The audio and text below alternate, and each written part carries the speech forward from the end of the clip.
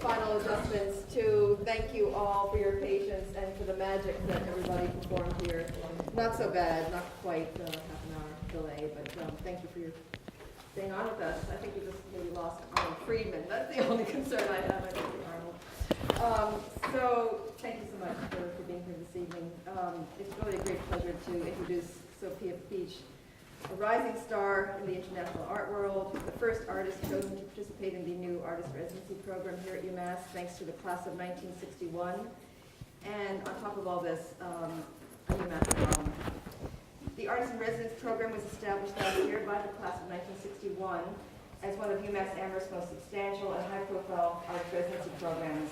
So over the next 10 years, we'll be inviting artists to participate in the program, to work with UMass faculty and students in the research, development, and production of new works of art. Similar to working in science laboratories, we'll provide artists with opportunities to take risks, experiment, and try out new techniques, and of course act as mentors to our students, both graduate and undergrad. So Sopheap is an exceptional artist to really launch this program. We're delighted to have him here and to welcome him back to UMass. I know he's been able to connect with many people who've read online that he'd be here, so it's so great to have that kind of reunion. Sopheap has been active in the international art arena in recent years, and he's now considered to be Cambodia's most prominent contemporary artist. But although his works are now exhibited around the world, he remains firmly rooted in the Cambodian vibrant culture and its often tragic history, which continues to inspire his work. His art practice is a particularly personal one. It's inspired by his childhood recollections and the physical and psychological hardships, but also in addition to the issues of time, memory, and body that are integral to his work, the wonderfully tactile, you'll soon see images of these wonderfully tactile and sensuous materials that he uses that are very much part of his locale: bamboo, rattan, mud, and beeswax are his most recent materials. Sopheap Pich and his family came here to the U.S. in 1984, and then after graduating from UMass Amherst, he went to earn an MFA from the Art Institute of Chicago, its school. In 2003, he did return to his native country, where his work was widely seen as connected to the Cambodian experience. In recent years, his art was featured in two of Asia's most prominent art events, the 2011 Singapore Biennial and the Asia-Pacific Triennial of Contemporary Art, which was in Brisbane, Australia. This year has been a really active one and an exciting one for Sopheap. He's had solo exhibitions at Tyler Rollins Gallery in New York, at the Henry Art Gallery in Seattle, and some of you know and have collaborated with him on the installation that just opened at Mass MoCA, Invisible Cities, that will run for at least a year. And he will this summer be in the prestigious Documenta exhibition, which is the world's most prestigious exhibition. Once every 5 years, artists from around the world are gathered together in Kassel, Germany. So that will open in June. And this week, Sopheap begins his residency here at UMass, and he'll return again in October to complete a new body of work that will be commissioned as part of this program and to collaborate with students and faculty in the art program. Before turning this over to Sopheap, I do want to thank quite a number of people who've been involved, in addition to the visionaries of the class of 61, who I hope will soon be able to meet Sopheap in New York. So first to Mario Antiveros, Assistant Professor of Modern Contemporary Art in the Art History Program, Youngmin Moon, Associate Professor and Graduate Program Director in the Art Department, Bill Odell, Chair of the Department of Art, Architecture, and Art History, Jeanette Cole, who is Associate Chair of that program, same department, Art, Architecture, Art History. Eddie Hole is to be acknowledged for his, who is Director of Housing and Residence Life, to have allowed us to use an apartment here on UMass campus. And I should also acknowledge two grad students who have been of assistance, Josh Field, who drove Sopheap here to UMass, and Chad Seelig, who helped with all the publicity and the communications. And of course, much thanks are due to the entire Studio Arts faculty, who will be working very closely with Sopheap over the next week and into October in hosting his residency and really escorting him to the facilities and introducing him to what the possibilities may be to collaborate here. So it's an exciting moment for us, and so exciting to have you here, Sopheap. Thank you so much, and thank you for your resilience in switching over to this room. Appreciate it.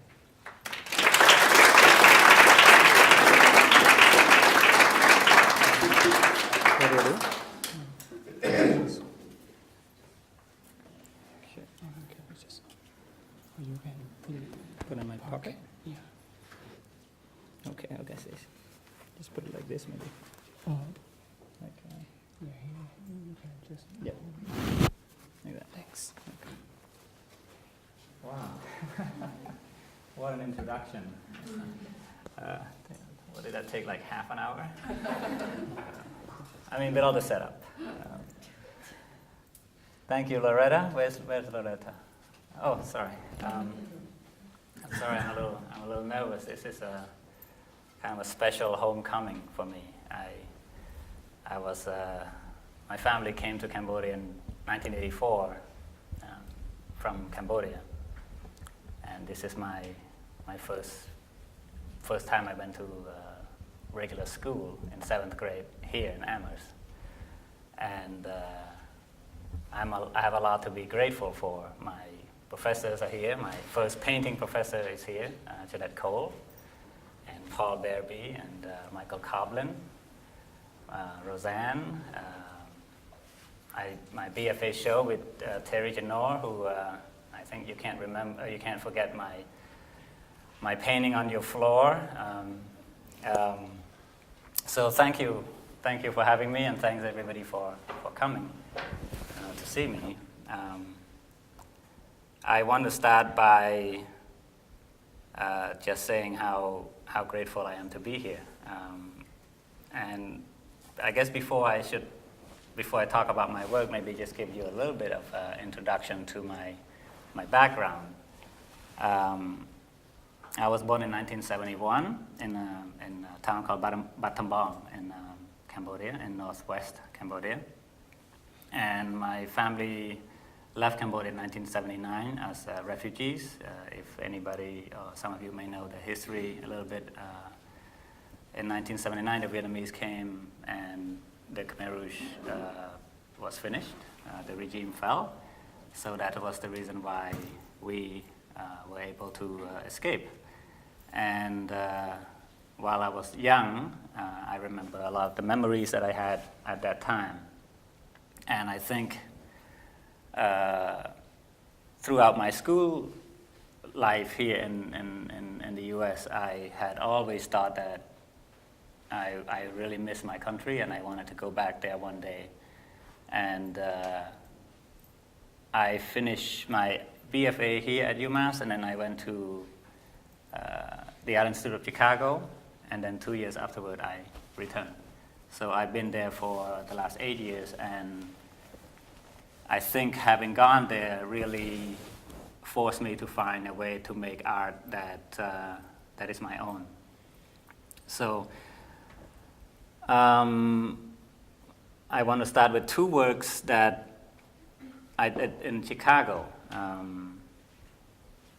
I always considered that before I went back to Cambodia and before I started making sculpture, I really didn't know what I was doing.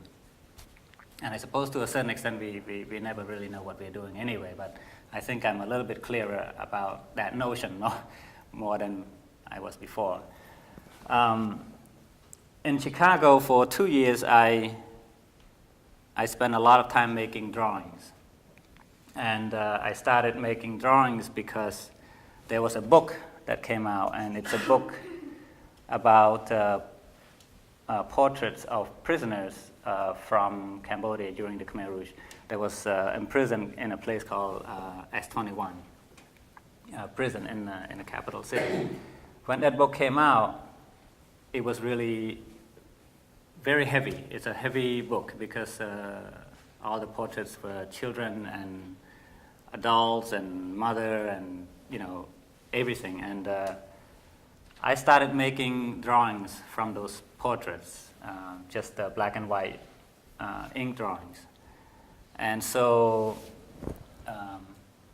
Michael, you want to? So this is one of them. And then at the same time, I was also making some other drawings of anything I can find on Cambodia, and it's usually images from TV or newspaper or magazines. And I wasn't thinking about painting, I was just thinking about emotion. I was trying to get at something real, I suppose. something not decorative, but something I can say it's mine. It's my memory. It's part of my life. And this is a constructed images of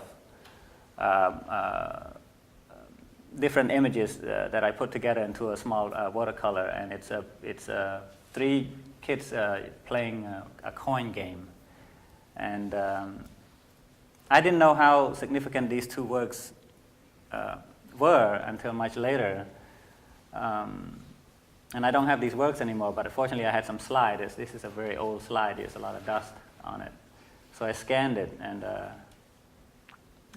so when I went back to Cambodia, I was painting different things. I still life. I went back to my own portraits many times, and I was painting, and I had a lot of trouble. I had a lot of trouble with it because I thought that painting to me was such a detached kind of way, because there's always that brush and that medium that's in between me and what I'm doing. And it seems like the destination is this flat, white surface, like it was a given, like that was the thing, and you have to do something to it in order to make it into a painting. So I was very troubled by that, and by kind of an accident, one day I realized there's a rattan shop across the street from my house, and I wanted to make a form, and at the time I was smoking a lot, and I wanted to make a form of my lungs. And so next work. So I went across the street and I bought 3 or 4 trees of rattan, and if you don't know rattan, rattan is like bamboo, but it's normally the size of my thumb or my big toe, and it's solid inside in the middle, and so it's like a tree, but it's very flexible. And I bought the old rattan, and I brought it back, and I took a knife and an axe, and I had to cut it because I wasn't going to make a very big form because I didn't have enough time. I was in a group show, and the group show was supposed to be up in like a week from that time that I thought I would make something like this. So when I bought the rattan, I cut it. I was no good at it, so unfortunately the pixel seems to be not very clear here. But the way I cut it was so bad that everything was crooked, and it was big and small, and then when I made the form itself, I wasn't thinking about the finished work. I was just tying it up and just trying to make this kind of shape, and so it looked like that, and I wasn't thinking that that's going to be a finished work. I was going to wrap it and cover it with these cigarette packages that I've been collecting. But anyway, to make a long story short, this became my first sculpture. And the French Cultural Center at that director at that time saw the work, and he says to me that this was the first modern sculpture he's ever seen in Cambodia. He said he's never seen anything like this, and this is the first modern sculpture, and he wants me to think about that before I wrap it with my cigarette packages. He just said, why don't you put it on the wall, look at it tonight, and then if you decide to wrap it tomorrow real quick, because the opening was that day, And I started wrapping it, and I think, well, the picture is not very clear, but there's some of that cigarette packages that I ripped out, and I didn't see it clearly, and it's still stuck on there. Anyway, the next morning I went to the gallery, and I took all the wrappings out, and I showed it like that, and it was kind of funny for most people because they thought, well, this is art, like this goes on a wall. I mean, what are we supposed to do with this, So, but having left it that way, the director, his name is Guy Isung-ju, I think he liked me because I trusted him somehow. And he said that, if you want to pursue this direction, we can help you. I think at that time he raised $1,000 or $1,500 for me, and I think he bought 2 photographs or something. And he said, for the next 3 months, you can just work on your sculpture, and we can have a solo show. So, next slide. So, that piece was I don't know measurements on my work. There's pieces like this big and this big, right? And so this piece was very big, almost 5 meters long. So as I hired one guy because of that money that he gave me, I hired one assistant, and he was a friend of my friend at that time, and he was just a good kid, and we both didn't have any skill in terms of cutting and stuff, so he spent all day just kind of splitting the rattan. You know, the rattan you have to split into 4, and then you have to shape it to get it to look like a chopstick. That would be the best. But as you can see here, some of the strands are very big, and other times it's very small, and so all of that irregularity in the rattan makes the piece kind of go as in its sort of unpredictable way. Plus, I'm building it out of thin air. I don't have any foam. I don't have anything as an amateur to hold it up. So I'm just building it like, how do you explain? Like just one grid to the next grid to the next grid, and you make this shape. And so this is based on 2 stomachs. So there I go with my stomach and interior of the body. I was using images of intestines, lungs, liver, all sorts of things that are inside the body that I thought looked sculptural. And the reason I did that was, I guess I wasn't interested in what it means. In painting you're always thinking, what am I going to do and what does it mean? So I thought that in this sculpture, I didn't want to do the what it mean part. I just want to do what it does, So I was really enjoying the process of making the work. All day I work, it's like 8 hours, 9 hours, 10 hours. I'd work, and then my assistant would go home, I'll take a nap, or I'll eat dinner, and then I'll work again until about 10 o'clock in the evening, in the night. And I didn't really have a studio. I was working outside, so it was a lot of fun, but it was pretty tough. So in the daytime it was really hot. So next, I don't know what's the next image. So this piece was influenced, or at least derived from a shape of the liver. And whereas the liver would have gone like this, well, the sculpture didn't want to go like that. It wanted to come like this, because, and this is a big piece. It's over my head. And so when I'm doing the top, I'm doing like this. So my back was always I had a very bad back that couple of weeks. And because the sculpture needed to stand up, I thought it needed something more sturdy. So the rattan doesn't want to stay up like that. It'll just collapse. So fortunately at that time there was some bamboo around the house, so I split the bamboo, and you can see this is the bamboo, the darker part. I didn't have enough bamboo, so I can only substitute some of the part to make it stronger. I suppose the whole sculpture could have been bamboo. If it were, I probably could have saved it, but I destroyed this work because it kept falling all over the place, so I ended up chopping it up and destroyed it. In fact, the sculpture before that too, I tried to destroy it because it was too big to keep, and I keep moving around from different places. At one point, I was living in a really, really tight space, small space, and I just had nowhere to put the work, so I tried to burn it, but it didn't burn. The other one, it burned some part, but I had to fix it up again. Anyway, long story. But at that time, nobody really cared what I was doing, and I thought, and this, by the way, this is the only photograph I have of the work. So if I lose my computer, I think no one will have this work in memory. But I didn't mind that people didn't care about my work. I didn't mind that I destroy my work, because I figure if I just made it already, it's done, and then I just move on to the next thing. So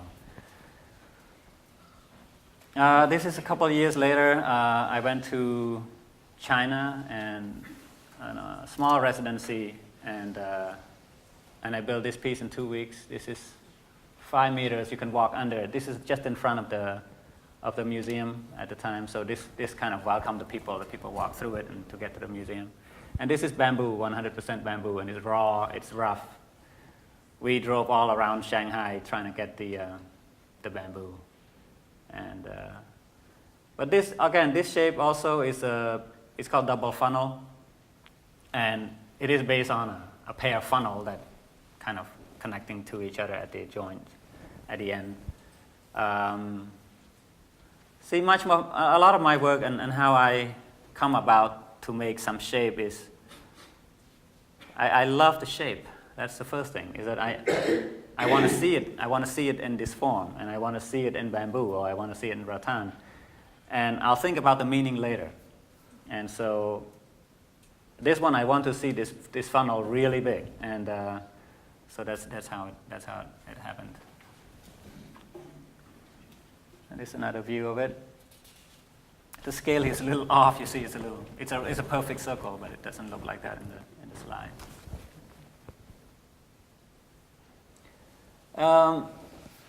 And then I think like a couple of years later, I was offered a commission to do for a university in Saudi Arabia, and it's called King Abdullah University.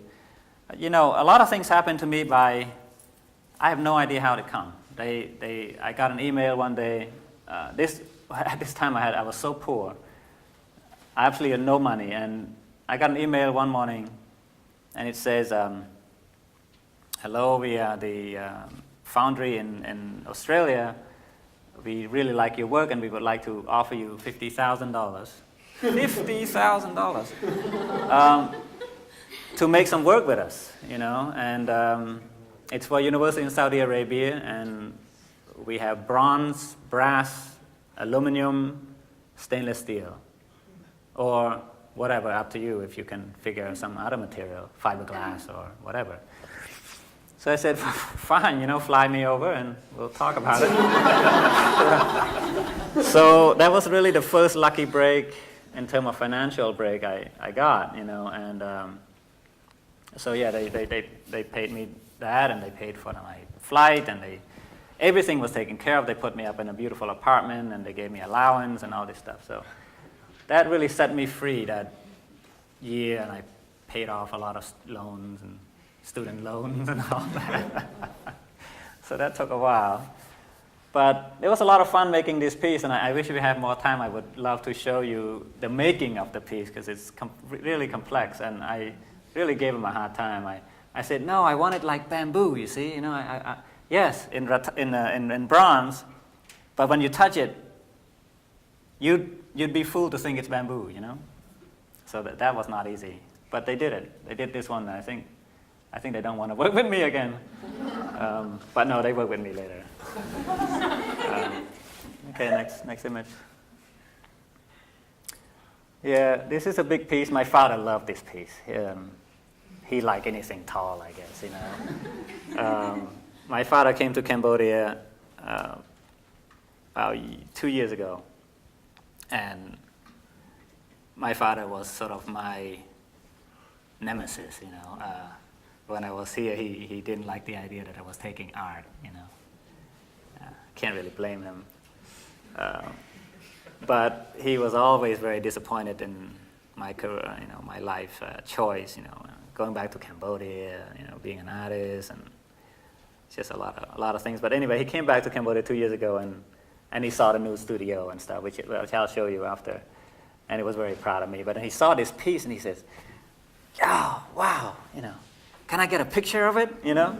And so I had a printer, so I printed a big picture for him, and he was very proud, you know. When I was making the prints, he took a picture from my wall, which is about this big, and he was holding it like this, and he had my cousin photograph it with him. So this is 9 meters tall, which, I don't know, 3 stories or something. So this one is called Upstream. It's based on a bamboo sculpture that I did, which is based on some kind of fish trap. So, okay, next. Yeah, so this is the other piece. That was in bronze. This is before it was, you know, how do you say when you put the chemical in it so that it's... Patina. Yeah, patina. So this is just outside the cast after it was sanded. So that's how big it is. It's massive. Next.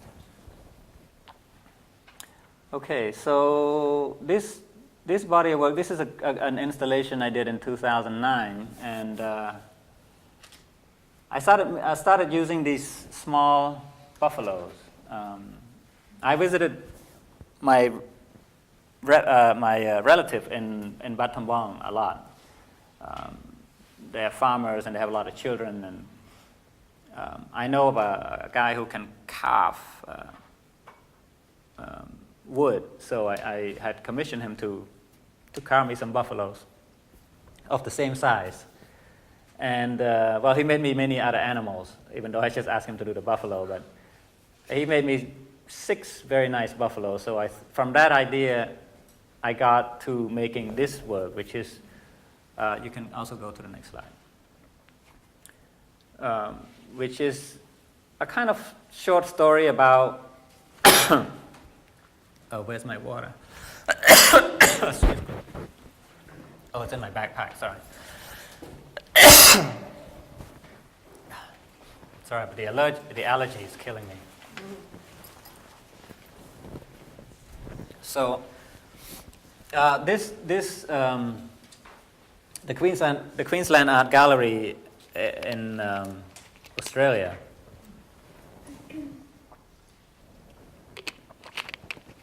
asked me to make something, a body of work or a sculpture for their what's called Asia Pacific Triennial. It's one of those triennials and biennials that goes on all over the place. But they were very kind. They said, we'll fly. Since you're there in Queensland, and the foundry fortunately was in Queensland, so they asked me to come to the museum and look at the space, and they gave me this really terrible space, like near an elevator or something, and I just said, oh, why? Why do you ask me to come to a show and you give me a space like in a hallway, So they changed their mind and they gave me a room afterward, and so I thought, okay, I got a room. Now what do I do with a room, But, ideas develop, and I thought, among all these other artists, the Asia Pacific Triennial has a huge amount of artists, I don't know, maybe 60, 70, something like this. And it's the biggest sort of Asian symposium of art in the world. And so, of course, I was very intimidated, and I felt that I really needed to do something substantial. It may have not turned out that way, but this is what have came out. This is a story of, I call it 1979, and that's I have a lot of strong memory of my journey from my little village where we were staying in to the sort of called the provincial town of Battambang, which is, when you hear Battambang, that's where you go. This is the central town. So it took us a few days to walk there, and after the Khmer Rouge fell, we walked by foot, and I think it took like 6 days or something to get there. And so I saw a lot of things for the first time in my life where like everything was like burned out, and there's a lot of mines, tanks, airplane engines, a lot of bomb shells that were like stuck to the ground, kind of like monuments, they're really big. They wouldn't explode, So a lot of these shapes are like abstractions of those kind of memory. And the bulls or the buffalo signifies me being a little kid and not knowing what these things were. And I didn't know what they were, One time I picked up a pair of binoculars. Fortunately, it was binoculars and not landmine or something. And my father was very angry with me. So next slide. And so at the end of it, there's always this point at the end of a project that you do where you're stuck, like this is not the end, and you don't know what else to do. And, it's like writing a paper and then you skip the last chapter, It's like, what do I do? So this is story, and it's got these minds and objects and stuff, and then what happened? Nothing?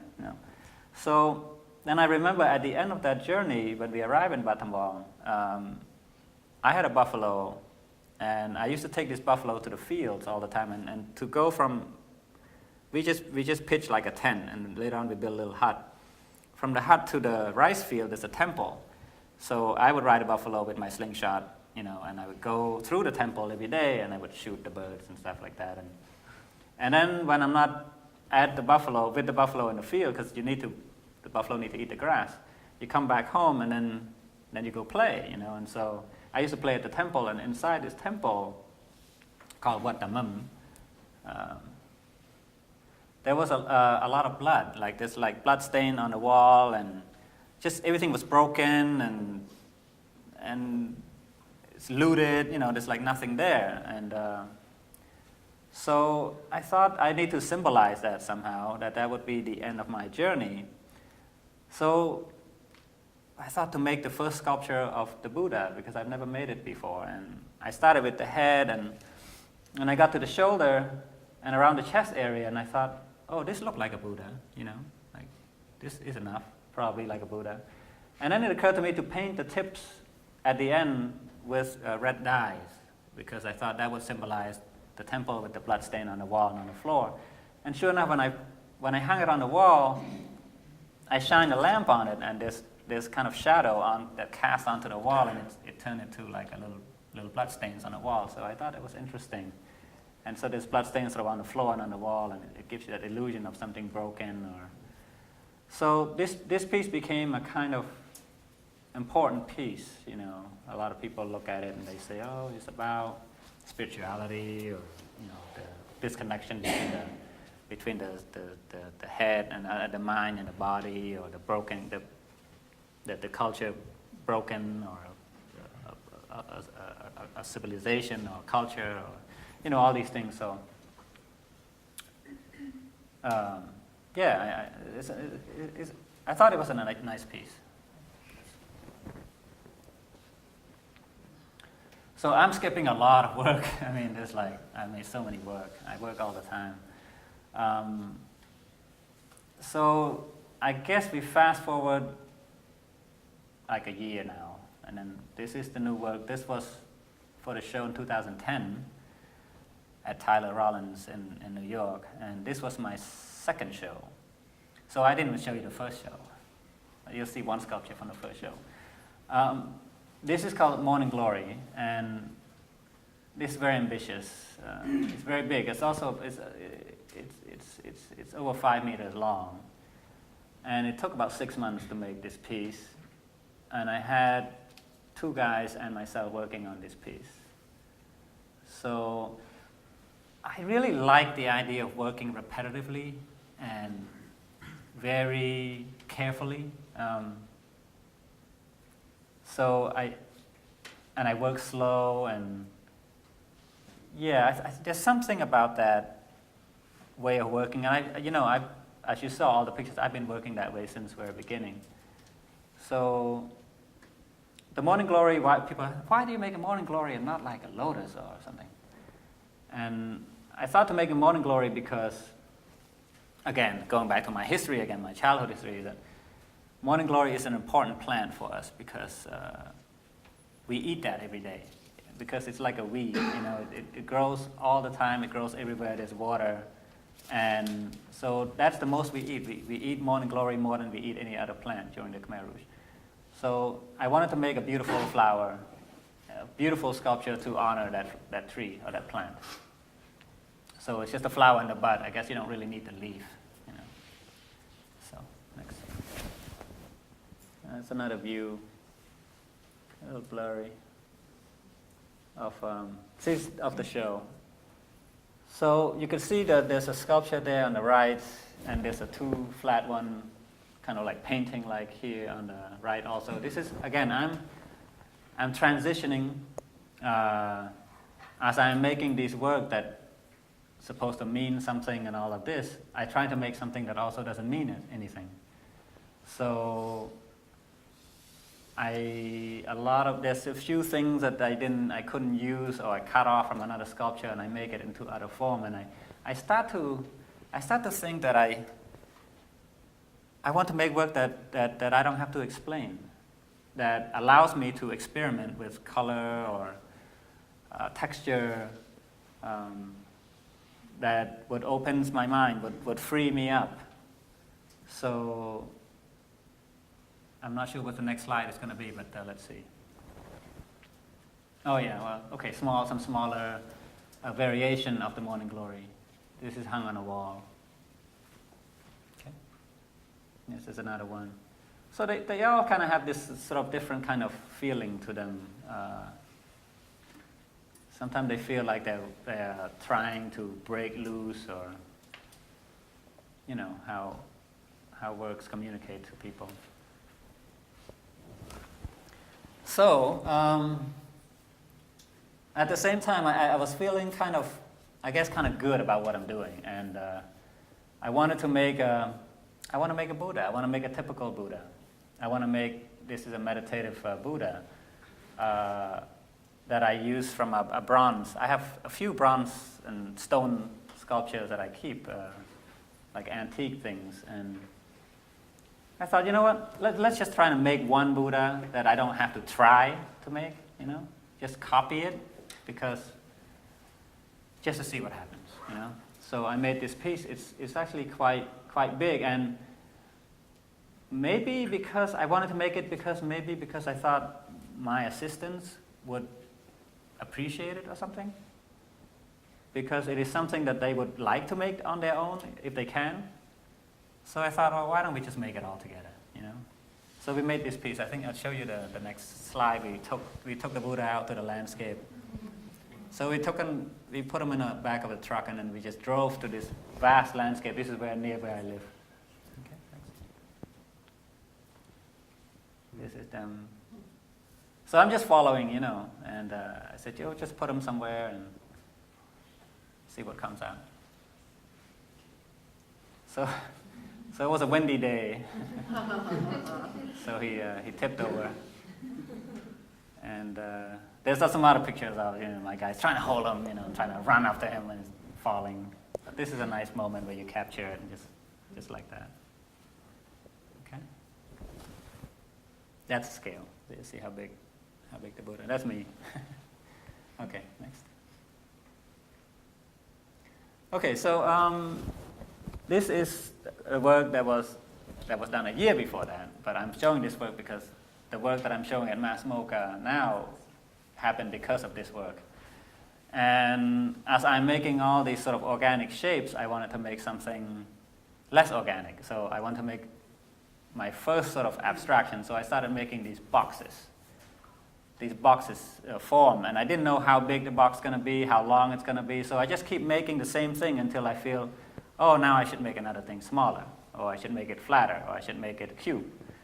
So as I made so many of them, I started to tie them together and thinking, oh, okay, they look like a city if I stack them together, So, long story, but this is something that has to do with a city that's built on a kind of war, like a kind of destruction. So, I'm using, as in that first room size installation you saw, these shape for me kind of like bomb shells.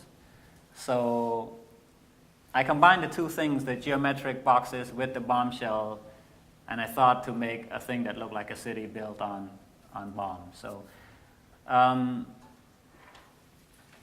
in the 80s, a lot of that war remnants that I saw as a kid was, and for the most part, continue for the next 25 years, was that people are always collecting these metal remnants and they ship them over to Thailand or Vietnam, mostly Thailand because a lot of bombs were dropped along the border. And then they get recycled into building materials, like these rods and just all sorts of things that axes and knives and things like this. So they take the raw material, they recycle it, and it comes back in a form that people use to build the city again.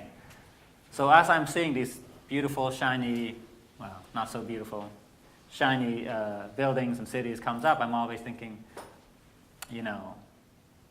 these things happened because there was war, or these things were built from that kind of history, you know.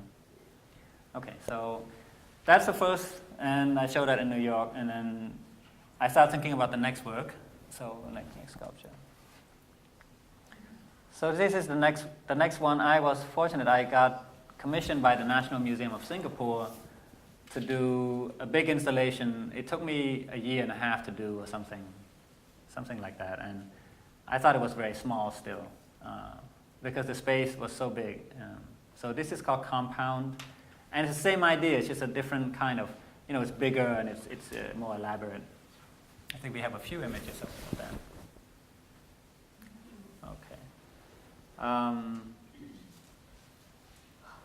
Can you go back to that first, you remember the top image that we're talking about, that 23 or something?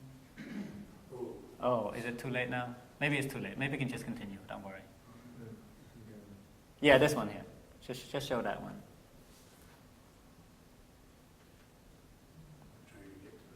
It doesn't work? Okay, well, maybe it doesn't matter. You can see it. This was at Seattle, at the Henry Art Gallery. Well, they asked me to have a show there, and I said, well, I can't make any work. It's too soon. But they said they like this work to be reconfigured there, so I went there and I did that last year. And now that piece is at Mass Mocha. We can just continue now to the. Yeah, this is at Mass Mocha. So if you get to go see the show, it's called Invisible City. So I don't know how this thing kind of came about. I guess the assistant at the gallery know the curator, and he thought that my work would fit well into that theme, and she, you know, fortunately for me, she accepted it. So I just came from there last week. So there was an opening on Saturday. Some students here, Luke and sorry guys, I forget all your names. So they helped me put this piece up. So kudos. Yeah, so this is Compound as well. It's just configured differently. I think there's another view of it. Next one. Yeah, there's another angle. So you see in this kind of old architecture, it kind of camouflage into the space a little bit, which is nice and different. Next one. Okay, so I'm jumping back and forth a little bit, but I'm trying to get you a good picture of what direction I'm moving toward. This also was done for the second show at in New York, and this is done in last year, sometime a year and a half ago, or something like that. And this is sort of the tail end of all that work for that solo show. And again, I was making work that was sort of quirky, and you know, doesn't have a definition to it really. It doesn't have a fixed kind of meaning. Well, I call it hanging around because I thought it looked like two swollen feet, you know. So I started also using burlap, beeswax, and charcoal here. So the black is the charcoal crushed, and I use beeswax to hold it together. So this brings me to my current work, which is being shipped to Germany at the moment. I was selected to participate in Documenta this year, and the reason for that was the director came to see the Singapore Biennale, where that Compound piece was shown. And sort of at the last minute, she had the time to see me, and I talked to her for about half an hour. And so she was interested in my work, and then some months later, I saw her again in Bangkok for a symposium that I didn't know she was going to be giving a talk on, but she was on her travel through Asia to see the artist that she was going to choose. And at that time, she decided to come to Cambodia to see me. So when she came to see me, I was making these structures kind of like a painting. I thought, maybe it's time for me to revisit painting, because I suppose now I can approach painting without any sense of meaning. Again, I want to take out the meaning out of my work and see where this other thing will lead me to.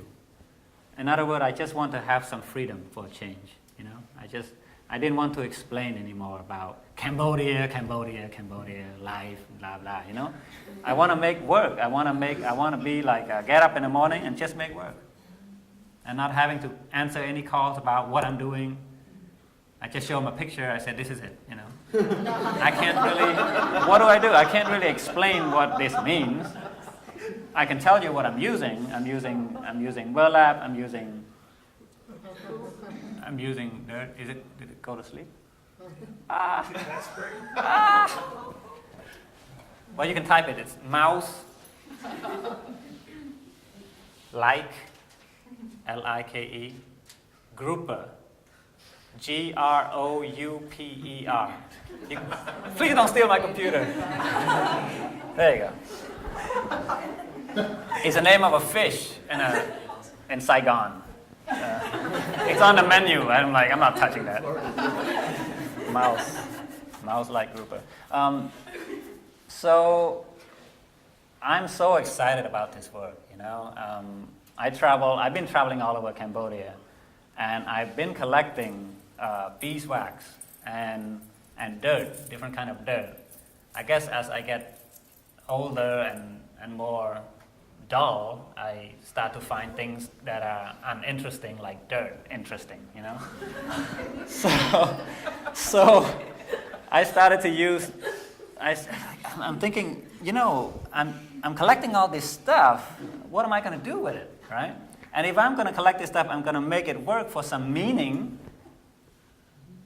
that's just going to be a lot more work. So I thought, well, why don't I just make something much more simple and start to play with these materials? And then maybe it will tell me what it means, instead of me trying to dictate what it means onto it, right? So I said to myself, okay, I'm just going to set a limit to myself. I'm making something that's about 2 inches thick, which is about 2 inches thick, and let's see, this one is 1.2 meters by 1.6 meters tall, so 1.5 meters. What is that in feet?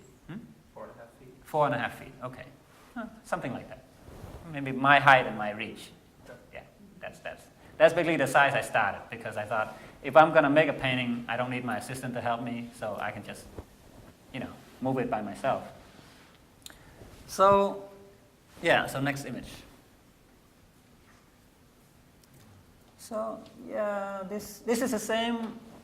I think this is the same work, just a different angle, because it's very hard to see something like this straight on. You see the wall.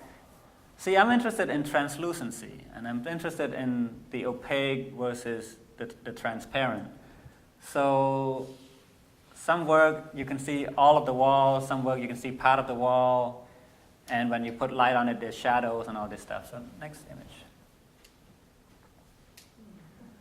So this one is called Ratanakiri Fields.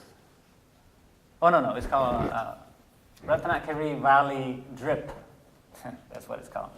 And I went up north to Cambodia, and I collected a lot of dirt from there and beeswax from there, so I make work that sort of reflect that. In Ratanakiri, there used to be a lot of trees, and it used to be the hill tribe people make this region kind of exotic and sort of special, but now it's just full of city people, and they burn all the forests and they cut down all the trees, and so you just find a lot of dirt and you find a lot of grass, and so but every now and then you see new trees and new leaves and stuff. So yeah, so that kind of feeling or that kind of memory comes back, to this work. Yeah, so this is one work that, between the two grids, between here and the next one behind it, there's burlap that's wrapped. There's a layer of burlap, and then there's a paint. I'm sorry for the unclear image. I think it's just a projector in the computer. It's a little better, yeah? So see, then on a different angle, you can see a bit more of the color, and they're quite dramatic. Unfortunately, they don't photograph very well. Yeah. Anything else? Is there anything more? Yeah, so this is another straight-on shot. This is 2 meter by 2 meter, quite large and subsequently quite heavy. And as you can see, when the light shine on it, you start to see other kind of things happening on the wall, and also the color reflecting onto the wall. It becomes it's quite unexpected. So I call it reliefs, and they're still sculpture to me, even though people say, "Oh, it's like painting." Yeah, it is kind of like painting. Okay, next. So this was the first piece that was done from that Ratanakeri. It's called Ratanakeri Rose. See, it took me like 5 minutes to come up with that title. And it happened because of these two little rosy color up there. So the burlap is the rice sack, and it's used rice sack that I buy from the market.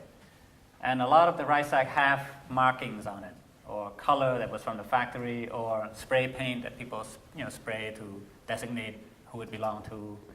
Sometimes it's ripped, so they stitched it with some kind of plastic or cloth, or you can't really see it here because it's not so clear. But I try to save all of that. I try to recognize that and just I don't know. I find it beautiful, and then where I need to put my pigment and my color on it, I will do that. And sometimes the drip, is also very interesting because you lay the color from one side, it drips onto the other side. And sometimes you're doing all this thing on this side, and you flip over and you say, "Oh, this is the side," So this is the side. This is the back side that becomes the front side. So I like that kind of accidents, if you will, and recognize that what you've done is not necessarily what you were in total control of, but yet it connects to you, or it gives you a certain kind of feeling, or it brings you to another level of understanding. And that's where I'm at right now. Yeah? So I think this might be the last slide, and I show you my studio, which I think people would like to see. Okay, so from the beginning and up to now, we cut our own bamboo, right? So every year we go about 2 times to cut bamboo, and we go now further and further up into the countryside. And this is a village very far from where we are. It's about 3 hours to get there. You have to cross the river. I rent a truck. I have a truck as well, and we put a 2 truck onto the boat and go across, and then we drive for another hour or something to get to this remote village, and we find these bamboo. I don't go there because of all that exoticism I just told you about. One of my assistants grew up there, So all my staff, and there you find how people live. There's like no gas station. They just use pony, and bicycle, and so we look like somebody from another country, with our truck when we get there. So we just go from neighbor to neighbor and say, is your bamboo old enough? Can we cut it? And how much is it? And so we bargain. And okay, next. Oh, well, what happened to some of the images? They got lost? Can you go back to the sidebar? Go down bottom.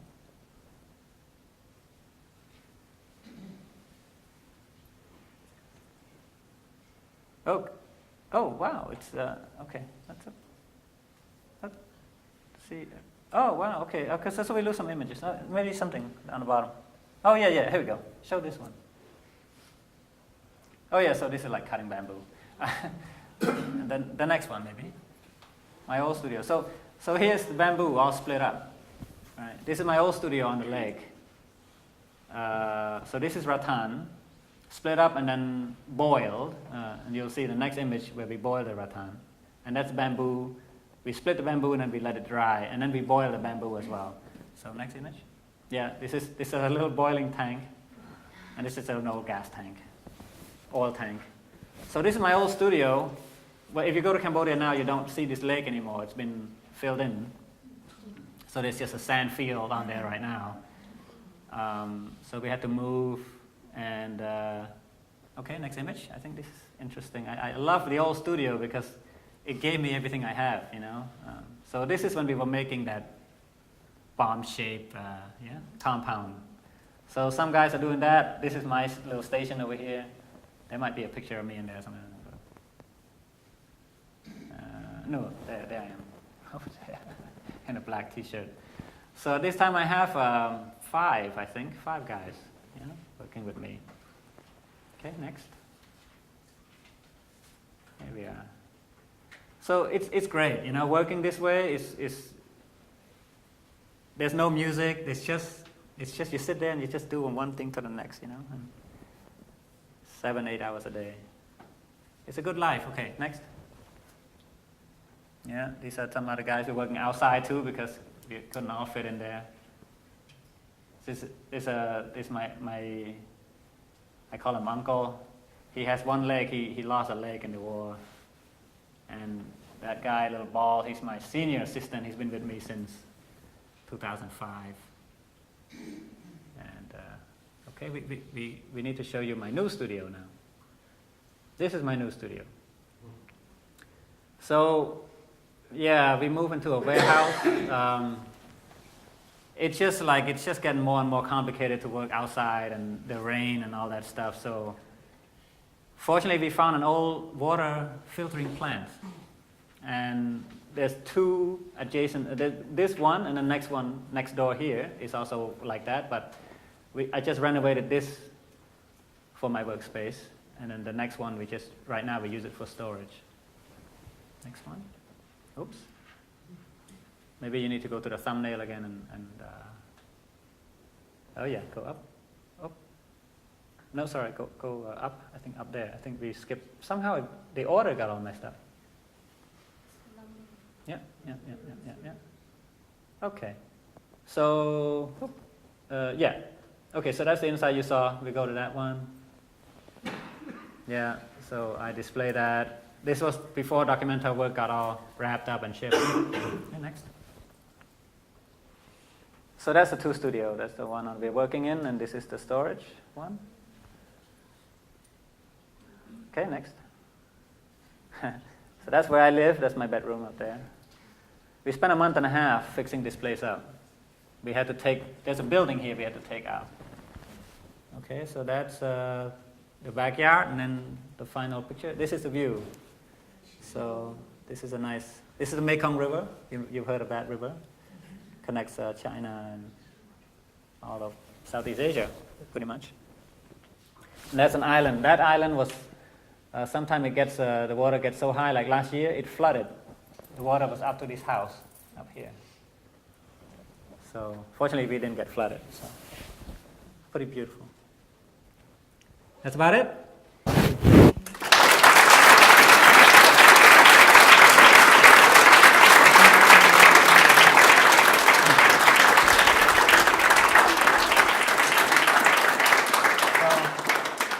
Anybody have any questions? Welcome to ask if you have time. I don't know. Moderator. Question. Yes. It seems like you were requested to show your work at a lot of places. Did you ever apply to exhibit at places? No. Mostly people come to you.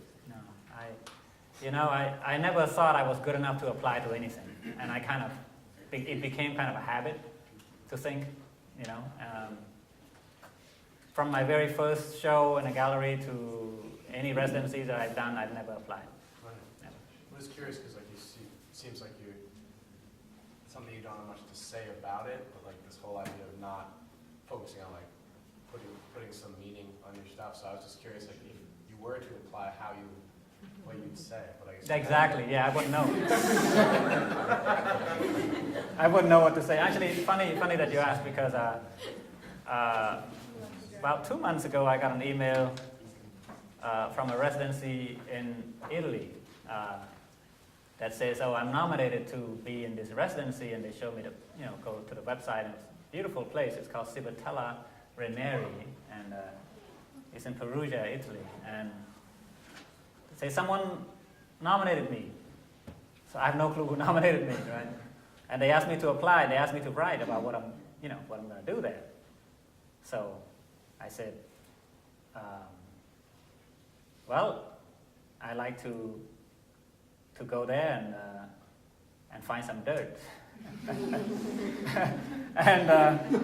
And then just see what other people are doing, Basically, that's what I basically said. I mean, I elaborate a little bit, but really, that's all I said. I mean, you look at the meaning. I don't know what I'm going to do, I guess it'll come out, Yeah. I'm wondering how you knew it was important for you to go back to Cambodia after you finished studying. You could have stayed in the States or gone. No, I never really look at my life as like I have a choice whether I should do this or I should do that. I just do the best thing I can do, It's really just a point of desperation. If I can sleep in my mother's basement for another year without feeling guilty, I would have done that, or living in Boston and working, as a real estate agent or something like that, which I did for a few months. If I had done that successfully, I would have kept on doing it, But it never did, It's just none of those things ever worked out for me. I just felt like I was no good at it, So you went back to Cambodia because you needed a place to stay. I had nowhere to go. Right. And I wasn't going to go back home. I was going to come back to Amherst and, face my parents again, So Did Cambodia feel like a home to you when you went back? it does, yeah, it did. It did from the very first day, yeah. It just felt really good, yeah. It was all, it was very broken. 2002, which was not that early in history. In 1997 there was a war, They were still having civil war. The two armies were shooting each other, So in 2002, everything was still broken. There was no stoplight. There's not a single stoplight, I believe, in the city. Maybe there were two, but nobody really looked at it, I mean, there weren't really any cars there. It was a whole different place, and I fell in love with it. I just thought, wow, this smelled really good, It smelled really good, So. Could we go back to an image of the new work for Documenta? Could you explain the construction of the painting or the reliefs? Are the things that we're seeing that that are a little wider, those are actually the wrapped Yeah. burlap, and you only see that really from the side? From the side, yeah. And so if you're standing directly in front, you see Yeah, all this the is a way, good image. all the way through to the wall. Yeah, like that. Yeah. And there's some reflection, and there's the color kind of goes onto the wall a little bit. So, I like I said, I was not interested in making painting, and I don't call this painting other than I'm putting so-called paint, even though they're not really paint. With a house paint, with a house brush, and I use the size of the brush according to how big the distance between these two things. Just clumsily, that's why there's drips and stuff like that. It's interesting to hear you talk about erasing meaning in the work, because I find that the materials that you're using are actually coming with some meaning. I mean, when you talk about using dirt or using, beeswax, these materials, I wonder if maybe you could talk about that, like how your approach to finding materials and your relationship to them. First, I started to collect these materials because I thought they were interesting materials. Yeah, I just had them around the studio, and then when I go, shopping for food or bring people over to look for stuff, I'm attracted to these materials.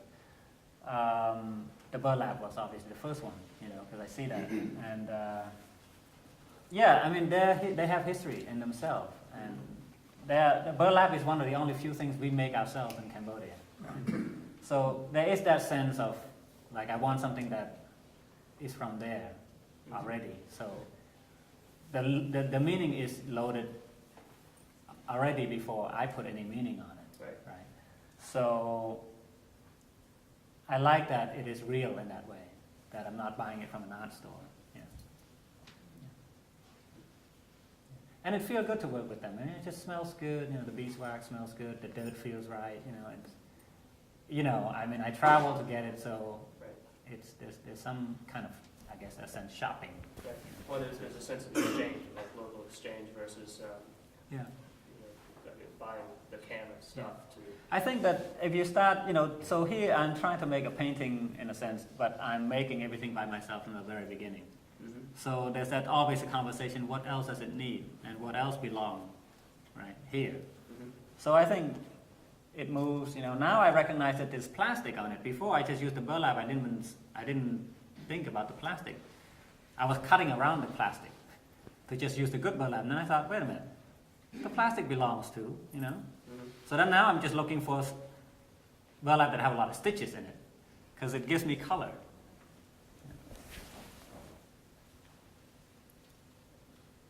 Yes? I have a question about your titles. When you decide on a title, is it initially in Cambodian or English, and then how do you decide what the translation will be? It's funny enough, I never think about the translation. Really? I consider English my first language. Okay. I do. I think in English. I think I dream also in English. And I find that the English language is very direct, and I know it best. Of all the languages I know English the best. And so I try to find a language that I can live with. I mean, a title that I can live with. That I wouldn't forget it. So the word somehow fits the work, and I wouldn't forget it. That's the best way I can explain that. Yeah. Yes? I love your use of materials and how true you are to the materials and how you said the work asks questions of you. I think that's really, really great. And I wondered if you're incorporating drawing as a practice in your work now, or if you've made any prints, because I could see you making a dry point, or you're scribing to metal, or a collograph, or you're building like a base to be printed. You had the charcoal around that burlap on that one piece. Yeah, that's a great question. I love drawing, first of all. I don't do it as a daily activity, but I think I discover what's meaningful to me through drawing, right? And I've had some good drawing teachers, when I was in school. John Roy, I don't know if some of you know John Roy, he's a master, of drawing. And I learned drawing from him, among many other great teachers. And I think that is something that I always thought, there were different points in my life where I doubt what I can do. And I go back to that skill that I have, which is drawing. And even though in this work you don't see obvious drawing in the work, but there's the bamboo, there's the line, the sticks, the strands, they're my drawings, And I choose bamboo a certain way, and some work I didn't show here, but some work have the bamboo that is not manipulated so that it's as straight as it can get. I leave the bamboo how it grows, so it curves, So the knowledge of drawing, I think, is very important to me. Yeah, and I always tell younger people to learn how to draw, or just draw. Don't even think that you're learning. Just spend some time with a pencil and a paper. Like that, to me, that unlocked everything for me. Without that realization, no way I could. Obviously, I couldn't have done this kind of work 10 years ago. So I trust that I know what I'm doing. Like I just convince myself that I trust that I know what I'm doing, and I do it. And I think because I think I have gone through that agony of drawing in the landscape or in front of the mirror, and feeling so stupid in the classroom, not doing it so well. Like that stuff was so important. I think I learned a certain set of skill with drawing that I could use to make other work. Yeah. I've been debating whether or not I should ask this question because it can either sound stupid or imposing. But I'm just wondering what you think about the grid and your idea of ridding the painting and the sculpture of meaning. And modernism, of course. And I'm just wondering, I'm really interested in what you would think about that and how you would, I'm just really interested in how you would answer that question because of my own work, and I would just like to hear what you think about that. The grid, basically. The grid and emptying the meaning. Oh. Okay, well, the grid thing happened by accident for me. I'm not a big fan of grids, particularly. I'm just kind of stuck with it because you can see that my very first sculpture was a grid. And, you know, that's all I know is that the grid is really how I make my work. And I wanted to go back to that point, right? To start from that point where it's the grid that creates whatever I've done in terms of form. So, of course, you can have an art history class that you can have a full year talking about modernism and the grid. But, you know, we're all product of our history and our knowledge and our experience. So I'll just leave that question to that answer. The emptying of the meaning, I think I've gone through that. I want it to be free. Yeah. I want to know what that is to be free. Yeah. Yeah. You know, I live in a place that is not so free in every which way you can think of. It's not a full-blown dictator, but I'm also quite restricted. That's political, and I'll just leave it at that too. So I think my work provide me that freedom to go somewhere else. Yeah.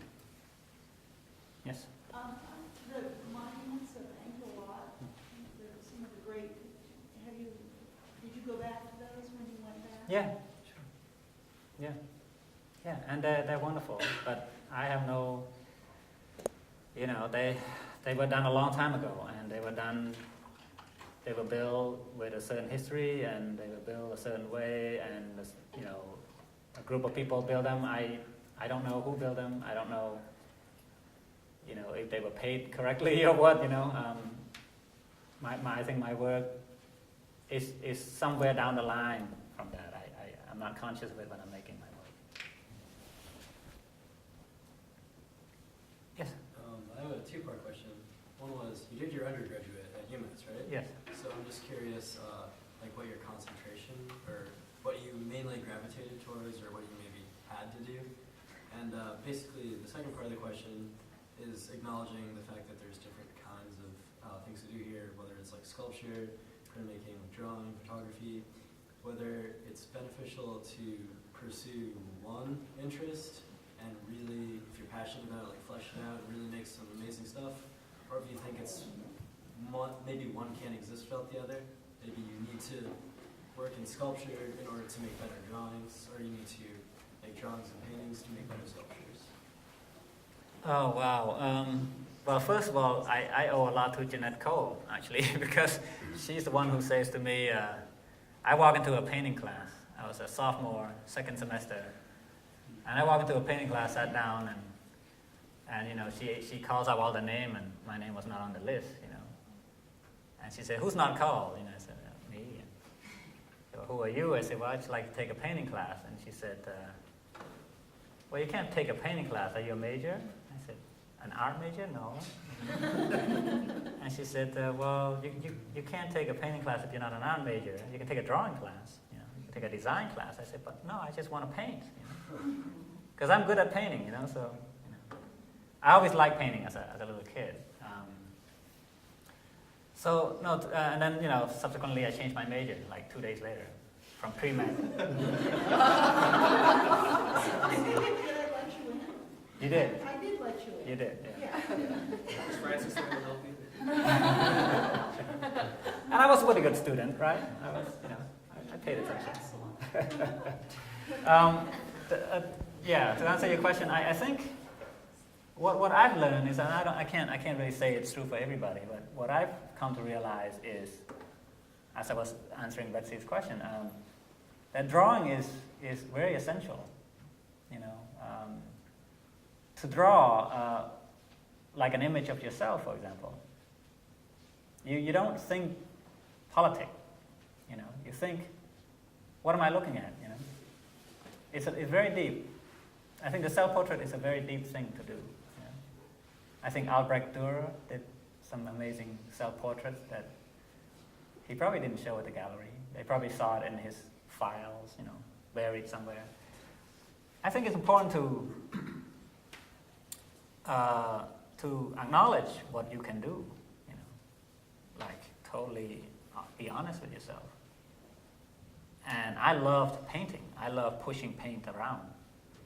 I thought that was just really fantastic, But when I went back to Cambodia, I couldn't really paint anymore. One, cheap paint and cheap brush. So, and there's no primer. You have to use house paint and glue to use as a primer. And there's no canvas. We're using like jeans, or anything like that's thick enough that resemble canvas. So a lot of that thing influences how you make the next work or how you choose to make your work. But I love painting, but then I just couldn't find a way to paint anymore. And when I accidentally kind of trip on sculpture, it kind of showed me the way, but then the knowledge of drawing made me continue sculpture. And it kind of tells me that, okay, you this is good. You can keep going this way for a while until you exhaust yourself, but I have not, so I think it's okay.